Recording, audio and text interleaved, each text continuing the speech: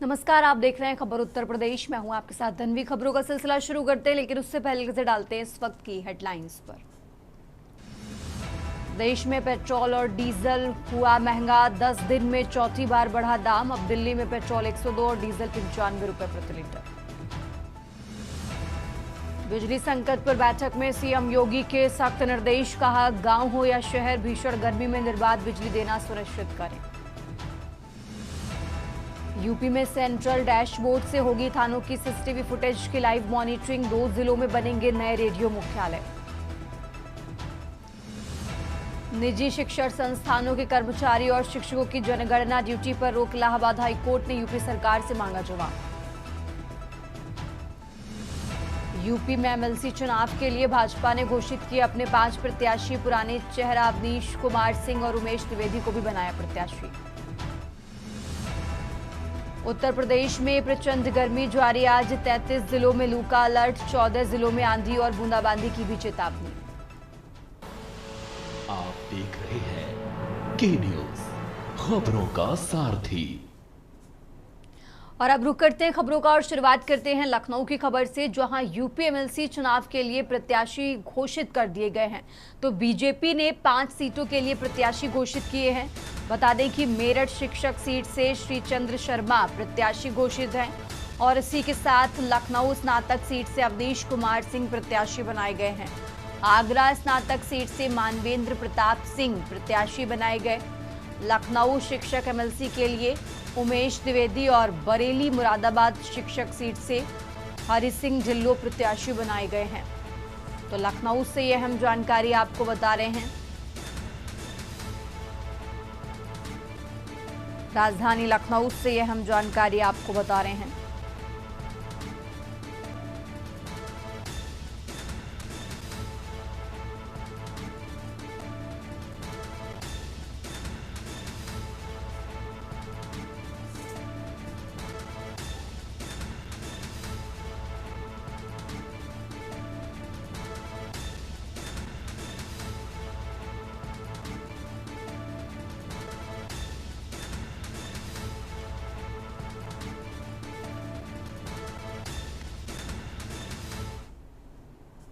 आगे बढ़ते हैं खबरों में। उत्तर प्रदेश की राजधानी लखनऊ के सुशांत गोल्फ सिटी इलाके से एक बेहद सनसनीखेज और रूह कंपा देने वाला मामला सामने आया है।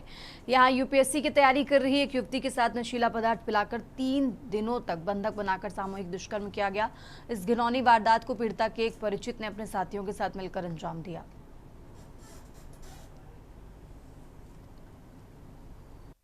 दिनांक 22 मई 2026 को न्यू दिल्ली की आनंद विहार पुलिस स्टेशन के द्वारा लखनऊ की महिला अपराध एवं सुरक्षा मुख्यालय को एक सूचना मिलती है कि दिल्ली में एक जीरो एफआईआर पंजीकृत है, जिसमें पीड़िता द्वारा ये बताया गया है कि उनके साथ कुछ लोग जो पूर्व परिचित है लखनऊ में सुशांत गोसिटी थाना के अंतर्गत मेदांता हॉस्पिटल के पास इनको लेके जाके इनके कोल्ड ड्रिंक में नशीला पदार्थ मिलाकर इनके साथ गलत कार्य किया जाने के आरोप लगाया गया है।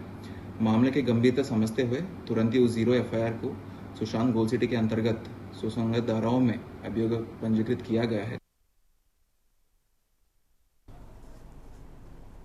और अब खबर बुलंदशहर से है, जहां अहमदगढ़ थाना क्षेत्र के खुसरूपुर गांव से लापता 22 वर्षीय युवक का शव 18 घंटे के बाद सतबरा के रजवाहे से मिलने से इलाके में सनसनी फैल गई है। मृतक का चेहरा ईंट से कुचला हुआ था। सूचना मिलते ही अहमदगढ़ थाना पुलिस मौके पर पहुंची और पूरे मामले की जांच पड़ताल में जुटी हुई है।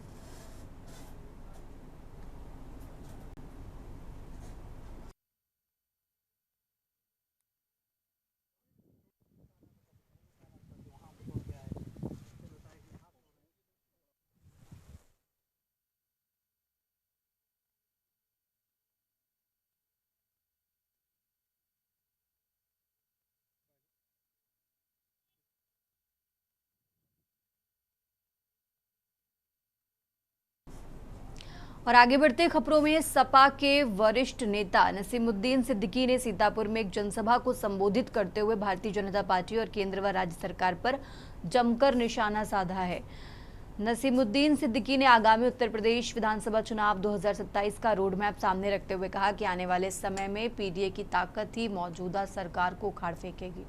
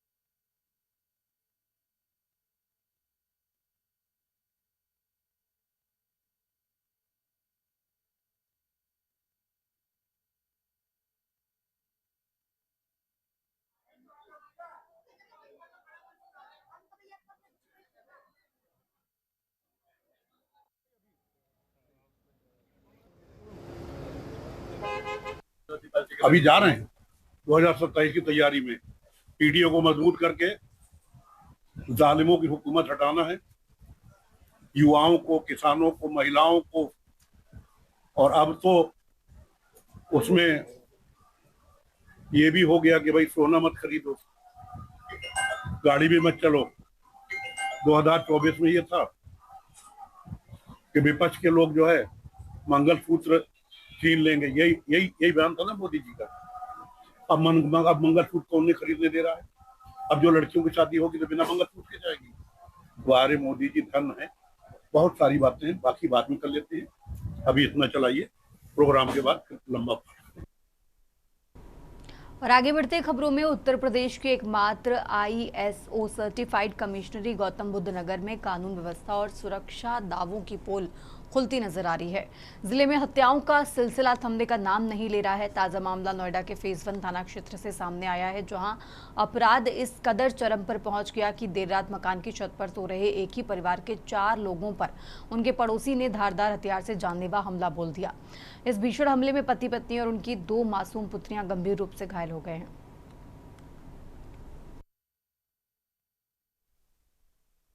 दिनांक 23/24 की रात्रि में 112 नंबर के माध्यम से सूचना प्राप्त हुई कि थाना क्षेत्र फेज 1 में हरौला चौकी क्षेत्र के अंतर्गत एक सुरेश शर्मा नामक व्यक्ति, जो कि राजकुमार के आवास पर रहते थे एवं केयर टेकर का कार्य करते थे, अपने परिजनों के साथ रात्रि में सो रहे थे। उसी समय एक व्यक्ति के द्वारा उनके परिवार के ऊपर धारदार हथियार से हमला किया गया है।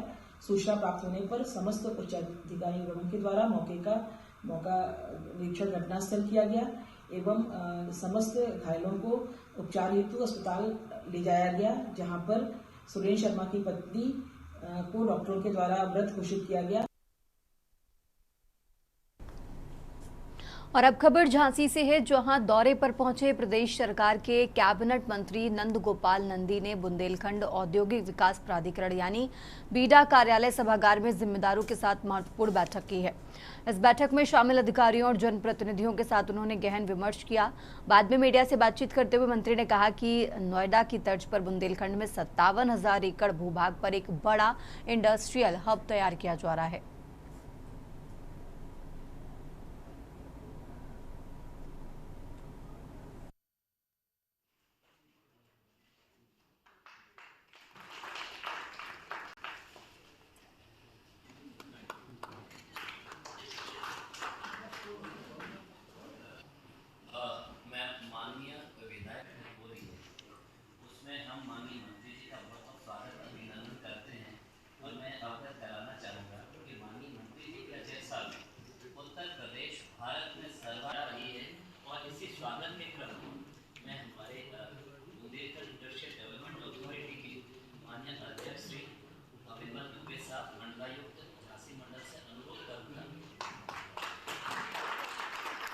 देखिए, बीडा वो जगह है जहाँ पिछली सरकारों ने इसको ककरीला पथरीला कांटों भरा छोड़कर समझ करके छोड़ दिया गया। नोएडा की तर्ज पर बुंदेलखंड इंडस्ट्रियल डेवलपमेंट अथॉरिटी बना करके 57,000 एकड़ में एक बड़ा इंडस्ट्रियल हब बनाया जा रहा है। और यहीं पर डिफेंस कॉरिडोर, ये निश्चित रूप से झांसी को, बुंदेलखंड को एक तरक्की के द्वार के रूप में स्थापित होने जा रहा है। उत्तर प्रदेश के मुरादाबाद जनपद से एक दुखद हादसा हुआ, जहां ऑन ड्यूटी तैनात एक पीआरडी जवान की अचानक तबीयत बिगड़ने से मौत हो गई। मृतक जवान की पहचान किशन स्वरूप के रूप में हुई है, जो मुरादाबाद के मधुबनी चौराहे पर ट्रैफिक व्यवस्था संभालने के लिए तैनात थे। मिली जानकारी के अनुसार किशन स्वरूप रोजाना की तरह सुबह करीब 6 बजे से अपनी ड्यूटी पर मुस्तैद थे। इसी दौरान अचानक उन्हें चक्कर आया और वो सड़क पर अचेत होकर गिर पड़े।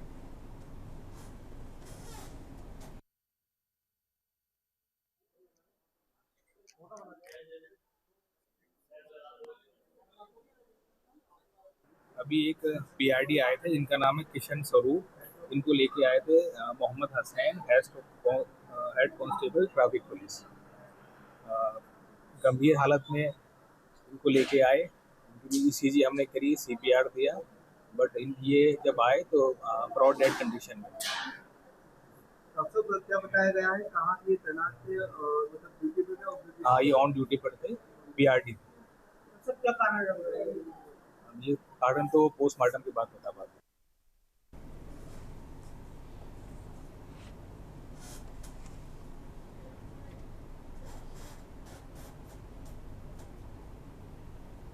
और अब खबर उत्तर प्रदेश के बदायूं से है, जहां क्षेत्र के ककराला रोड पर स्थित एक वाटर पूल में डूबने से हुई मासूम बच्चे की मौत के मामले में जिला प्रशासन ने सख्त रुख इख्तियार किया है। जिलाधिकारी के विशेष आदेश पर कड़ी सुरक्षा व्यवस्था के बीच कब्र खोदकर बच्चे की लाश को बाहर निकाला गया और उसे पोस्टमार्टम के लिए भेज दिया गया है।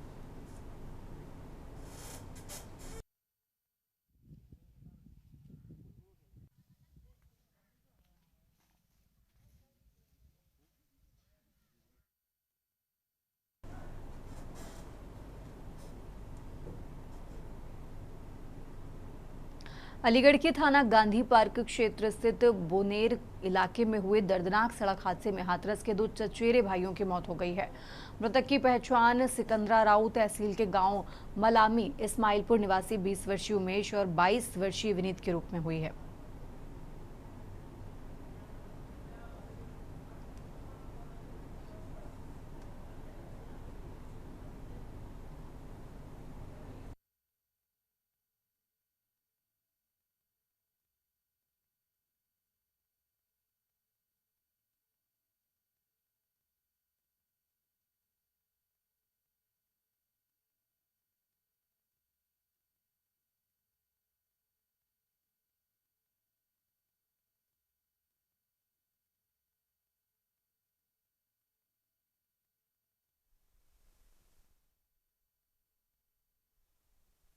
एक उमेश था, एक विनीत था। विनीत गाड़ी चला रहा था, उमेश बैठा था पीछे। अब बाइक से टकराई है, किसी से टकराया या क्या अज्ञात में, ये पता नहीं है। जब हमको खबर मिली तब वहाँ से हम आए, तब पता पड़ा कि इस हॉस्पिटल में यहाँ पर एक आराध्या हॉस्पिटल था किराए पर, तो उसमें हम आए, वहाँ जानकारी की, तब देखा तो एक की हमें डेथ मिली वहाँ पर और दूसरे में कुछ सांस थी थोड़ी बहुत। उसके बाद थोड़ा सा इलाज भी चलाए। आपस में दोनों कौन थे? दोनों चचेरे भाई हैं। सगे चचेरे भाई? हाँ। क्या करते थे ये? मजदूरी करते हैं। कहाँ पे? ये वहाँ पर नोएडा है, एक दिल्ली। तो उत्तम नगर करता है विनीत। कहाँ से कहाँ जा रहे थे ये? गांव मलामी इस्माइलपुर। गाजियाबाद से? किस वाहन से थे? मोटर बाइक से थे। कहाँ एक्सीडेंट हुआ? बोनेर पर हुआ है, पेट्रोल पंप के आसपास। और अब खबर कानपुर से है, जहां कानपुर कमिश्नरेट की पनकी पुलिस को बड़ी सफलता मिली है। पुलिस ने डीजल और पेट्रोल चोरी करने वाले गिरोह का पर्दाफाश करते हुए 4 आरोपियों को गिरफ्तार किया है।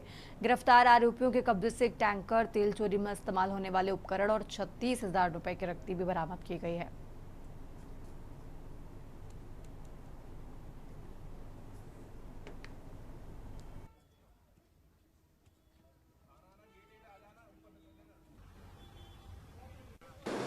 कल दिनांक 23 मई को पनकी पुलिस को एक सूचना प्राप्त होती है, जिसमें पुलिस को ये पता चलता है कि यहाँ पर इंडियन ऑयल का डिपो है, जहाँ से टैंकर्स यहाँ से जाते हैं। उसके पास में ही एक खाता है, जहाँ पर कुछ संदिग्ध व्यक्ति जो है तेल चोरी का प्रयास कर रहे हैं। तत्काल इस सूचना पर तत्काल पुलिस मौके पर पहुँचती है। वहाँ पर 4 व्यक्ति जो हैं ये तेल चोरी कर रहे होते हैं। तत्काल उनको वहाँ मौके से पकड़ा जाता है, उनसे पूछताछ की जाती है, तो उनके द्वारा अपना नाम शेख शाहीन उर्फ सानू, जो पहला अभियुक्त है, उसके द्वारा बताया जाता है, रोहित सैनी, आशीष कुमार श्रीवास्तव और पुष्पेंद्र सिंह चंदेल।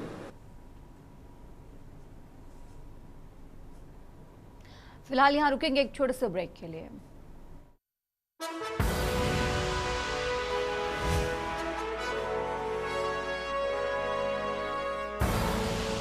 आप देख रहे हैं के न्यूज खबरों।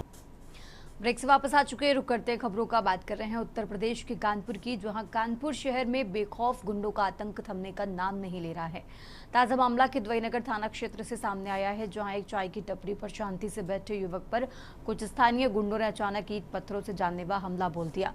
इस ताबड़तोड़ हमले में एक युवक लहूलुहान होकर वहीं पर गिर पड़ गया और वारदात को अंजाम देकर आरोपी मौके से भाग निकले।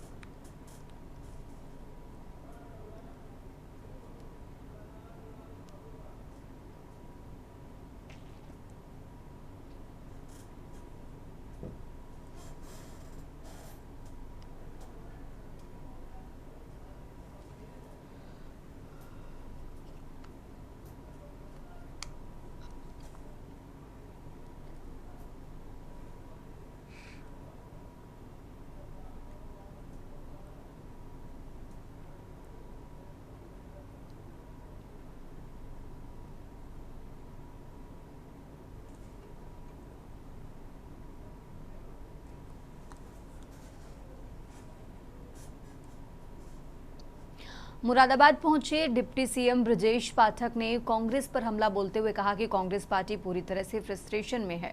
मानसिक दिवालियेपन में गुजर रही कांग्रेस पूरी तरह से धरातल खो चुकी है। राहुल गांधी और कांग्रेस पार्टी को एक बार मंथन करना चाहिए, ये देखना चाहिए कि उनकी भाषा का स्तर कहां जा रहा है।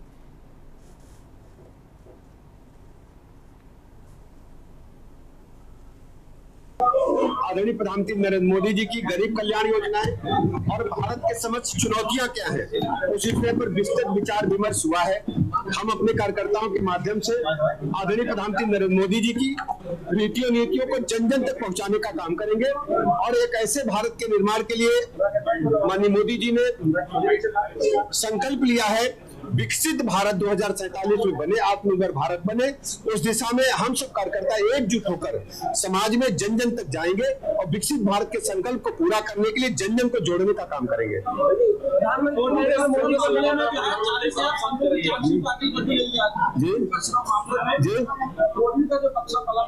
देखिए, इसमें कानून अपना काम कर रहा है।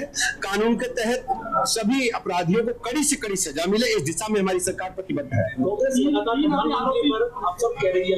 देखिए, कांग्रेस पार्टी पूरी तरह से फ्रस्ट्रेशन में है। उत्तर प्रदेश के सीतापुर जिले के महमूदाबाद में कांग्रेस पार्टी ने एक विशाल संविधान बचाओ संवाद सम्मेलन का आयोजन कर बड़ा शक्ति प्रदर्शन किया।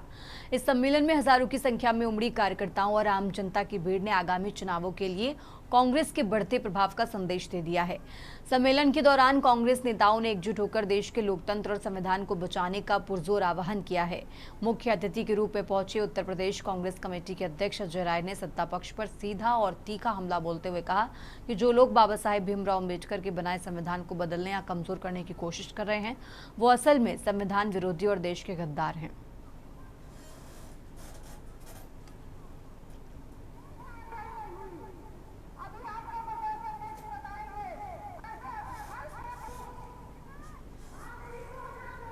खबर उत्तर प्रदेश में फिलहाल इतना ही। आप देखते रहिए के न्यूज़ इंडिया।